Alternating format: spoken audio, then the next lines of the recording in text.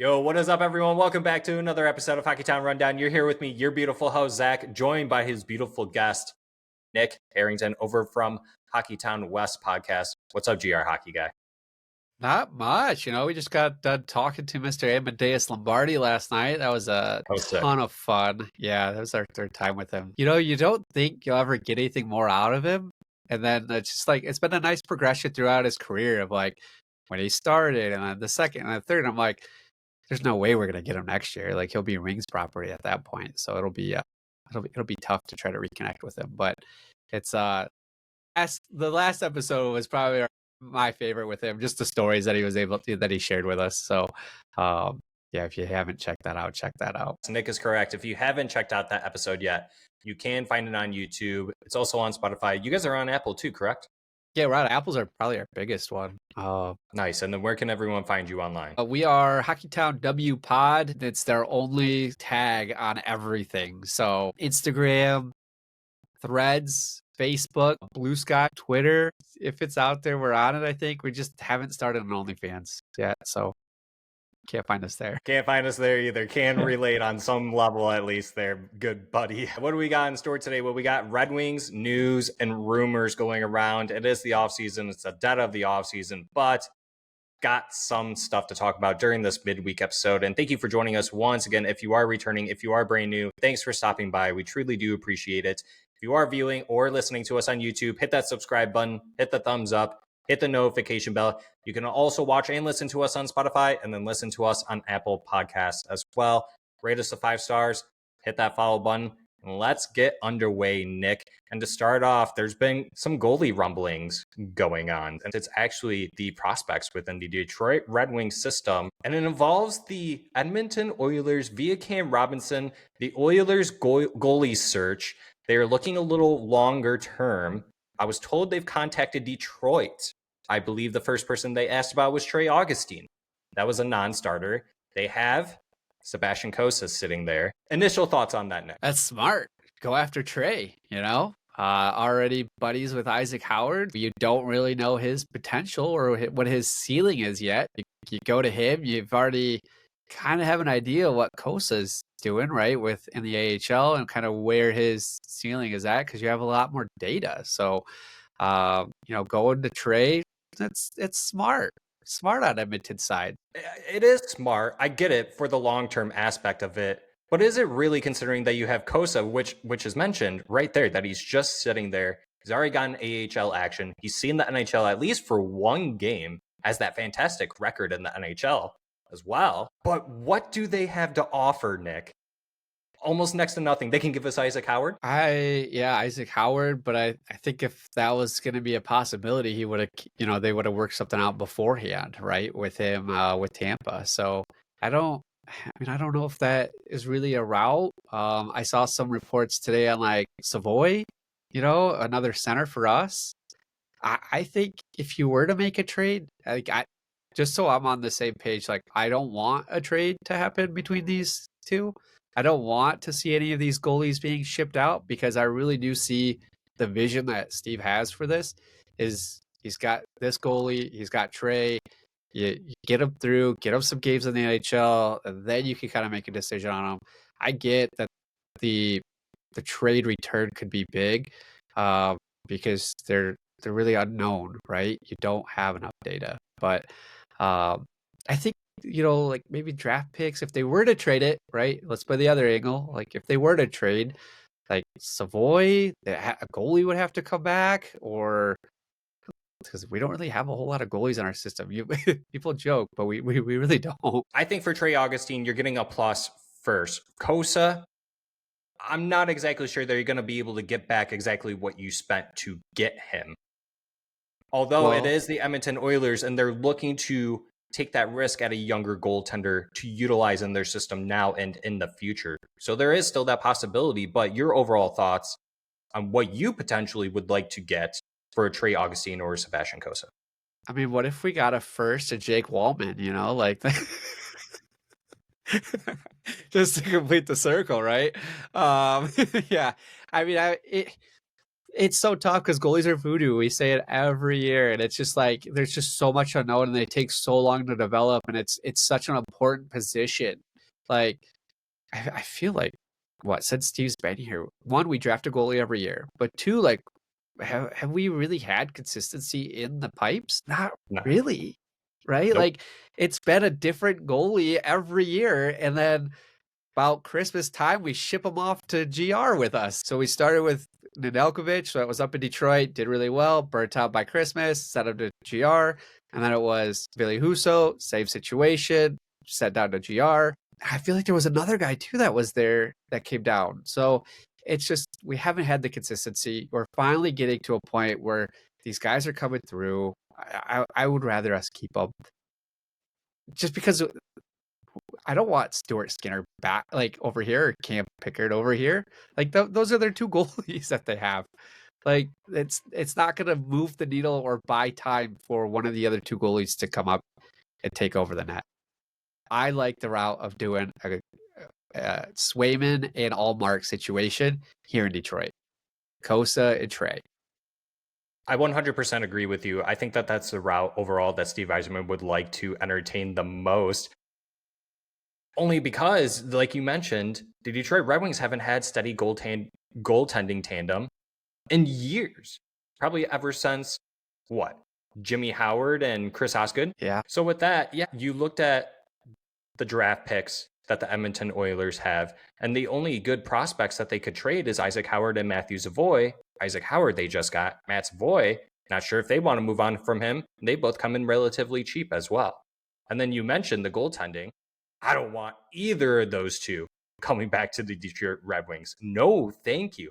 Although, would it be out of the realm for the Edmonton Oilers to run with 3 goaltenders? Probably not. I mean, like Pickard coming back would make sense because he was here before, so it'd be an interesting take. But yeah, it's such a weird position for Edmonton because like they haven't been able to figure it out in the net either, and it's probably the one thing that's holding them back from winning a Stanley Cup. It is a great goaltender, and they had a chance to get Gibson, and they decided not to. So I just they've got nothing. They're kind of stuck. I mean, it's a Ken Holland situation all over again. Yeah, it's like the ghost of Ken Holland never left. Even going backwards further to that, where they could have gotten John Gibson, they also could have gone out and gotten someone like Askarov and traded Philip Broberg instead of losing him. Yeah, I mean they had options, and now there's just like it's like the kid that procrastinates, and it's like, hey, the homework is due, and now I gotta find a goalie like 3 weeks before the season starts. Like, what are we doing? I don't know because at the end of the day, if they don't figure this out, the issue is they're gonna lose Connor McDavid. I Right? would agree with that. Like Yeah. you go to it, can you get to 3 finals and still not win it? You know, can they get back there this year on the goaltending that they have? That's going to be so tough. You lost a little scoring up front, but you replace that essentially with Isaac Howard, who comes in a little bit younger, but unproven in the NHL. You don't know what he's going to be able to do for you. So a lot of question marks surrounding the Edmonton Oilers for sure. But let's talk about another MSU player since we're on that topic. Let's talk about Red Savage, whose sign date is actually in 2 days, August 15th, 2025. He has no current contract until his rights expire here. In 20 games last season, he put up 5 goals, 6 assists for 11 points for Michigan State University in the NCAA. Does Red Savage also just want to go to Edmonton as well? Does Edmonton just want to go full-blown MSU party mode over there, you think? I don't know what I don't know where Red's thinking. I guess I want to ask you as well. What do you think Steve Yzerman's thinking with someone like Red Savage, who wore the C for MSU last season? He's coming off an injury-plagued season for the team. Overall, I thought he was going to be a fine prospect for the Detroit Red Wings. He was a later round draft pick for them. But what's Steve Yzerman thinking? What's Red Savage thinking next? So Steve's been asked this, and he pretty much said, "This is a Horkoff situation." Like, he goes, "Horkoff is working on this deal with Red. He's got 2 days to sign." I follow Red on Instagram. He's been at weddings. He's been golfing. He's been enjoying the off season, As hockey players do. yeah, as hockey players do.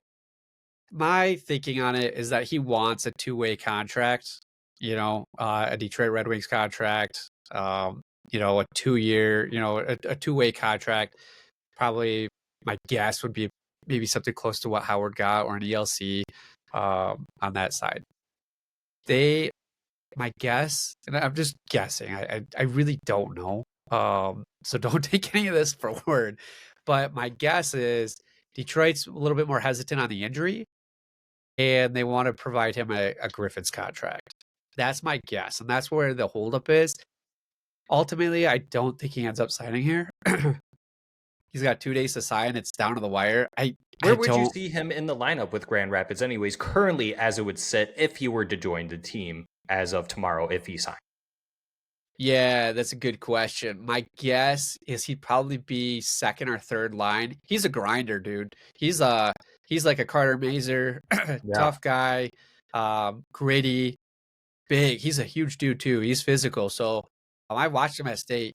Yeah, I don't know if you watched that video of Spin Chicklets going to MSU, checking out their arena, and that was Red Savage giving him the tour over there. He's a well-spoken, big-body kid, like you mentioned. Yeah, like we definitely could use him. We could definitely use him here. The way things are folding, I just don't foresee it happening. And you'll release this tonight, tomorrow, and then he signs the next day. So like, it could happen. I think the chances are going slimmer and slimmer as the days go by. And I was like we've been pumped. I've been pumped about this guy for 2 years now. Like I was excited that he'll be here. Obviously, like the injury kind of cut his season short. I just like and his number's available here too. 21. Like it just come on. Like we just gotta get this deal done. It just makes sense. It just makes sense. So I think that's what the holdup is. I think he wants a two-way. He wants a Detroit contract, and they're offering him a GR contract. I think that's where the impasse is, to be honest. That's what I got. Well, Red, if you're watching this, hopefully it's on the 13th because we're recording this on the 13th, the evening of. You signed on the 14th, and we can all laugh back at this portion of this episode. But moving along, let's go ahead and touch on some trade rumors potentially, or UFA rumors going into 26-27, Nick. Per Seravalli, he has mentioned that Kyle Connor is moving out of Winnipeg, ? Not so fast, but Detroit would make a lot of sense, goes into a spiel. And we made a quote tweet about that, Kyle Connor to Detroit, ? The googly eyes and the octopus. And then that Red Wings fan at Coldstone Gaming on Twitter responds with this: "Take this as you will. I play roller hockey with Kyle's stepbrother. I jokingly asked him, since he's becoming a free agent after next season, if he could get him to sign in Detroit. He laughed and said there's definitely some interest here, and it's a possibility."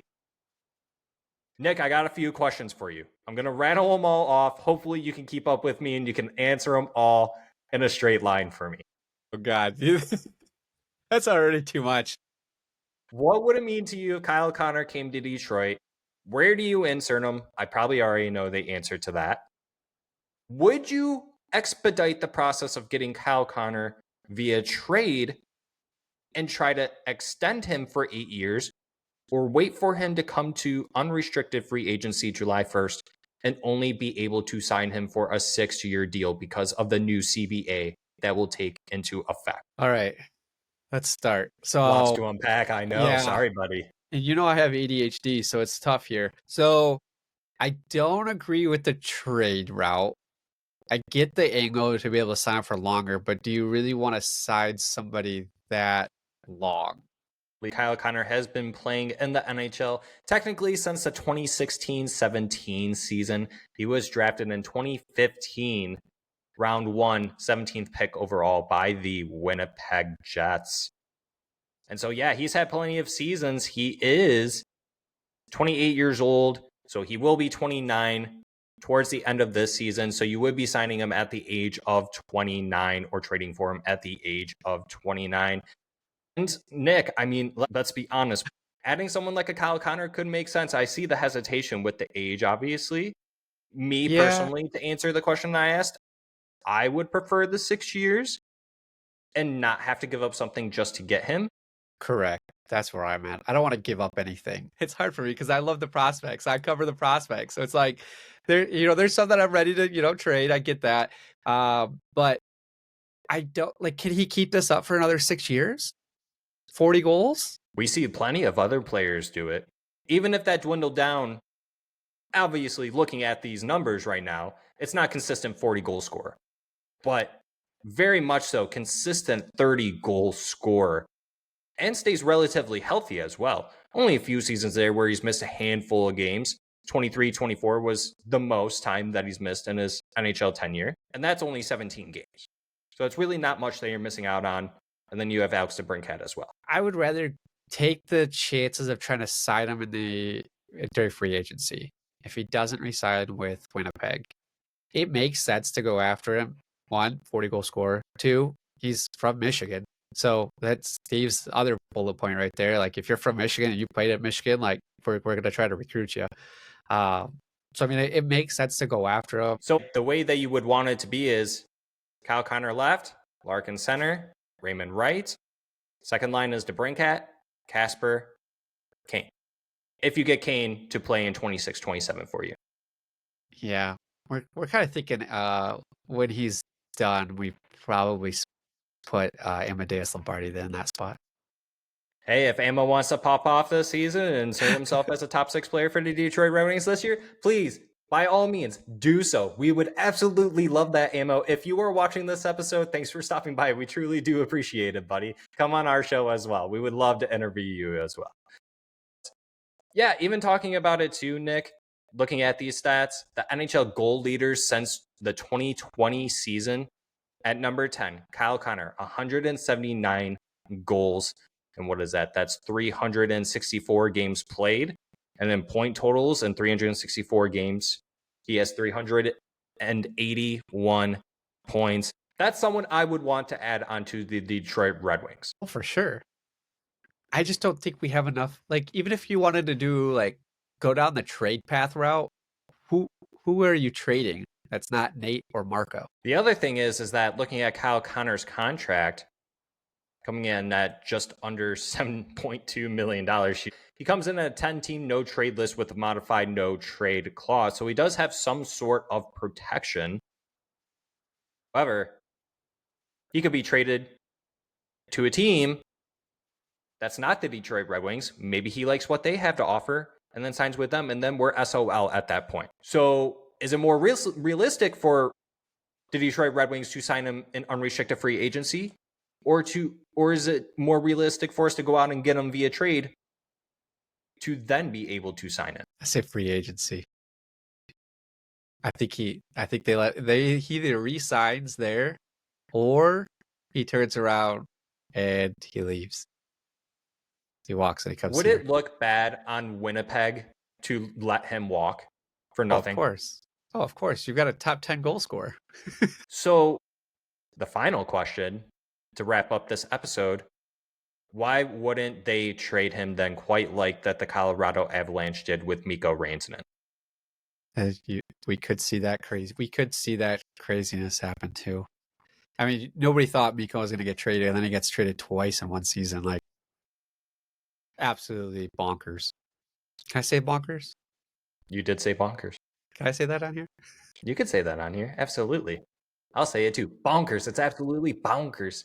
And with that being said, Nick, I think we can go ahead and wrap up this episode. Let us know down in the comments what you think about the Kyle Connor rumors, in the comments saying that there is interest of him coming to Detroit if he does hit unrestricted free agency. Let us know down in the comments as well if you would make a trade with the Edmonton Oilers via Trey, Augustine, or Sebastian Cossa. Let us know your thoughts overall about Red Savage as well and everything on this episode. We truly do appreciate you guys stopping by and taking the time to watch and listen to us speak on everything that we did. Nick, one last time, let the fans at home know where they can find you on all the social media atmospheres.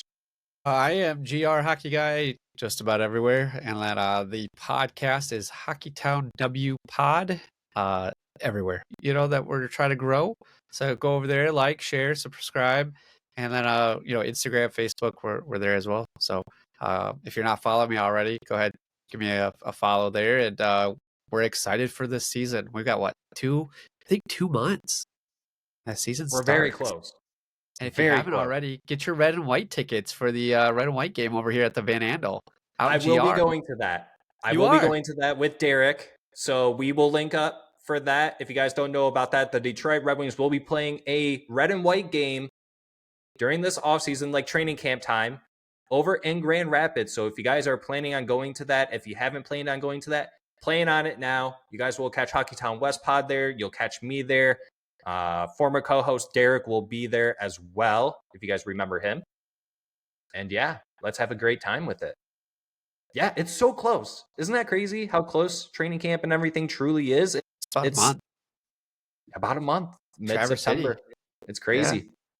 You go to Traverse? I'm over here just playing franchise mode and setting the timer to 20 minutes and not like you select a side and I put myself in the middle and I just watch the computers play each other. Put it on All-Star. Brandon did that for COVID times. Hey, man. Desperate times call for desperate measures when you're a hockey junkie and you want to watch something. And here we'll go ahead and say goodbye to everyone. We appreciate y'all stopping by once again. If you haven't already, hit that subscribe button, hit that thumbs up, hit that notification bell that lets you know when these brand new episodes come out. You can also find us on Apple and Spotify. And then you can follow us on all the social medias like Twitter, X, TikTok, Instagram, Facebook, Threads, etc. And until next time, we'll see y'all on the next one. See ya. Love you. Bye. Love you. Bye.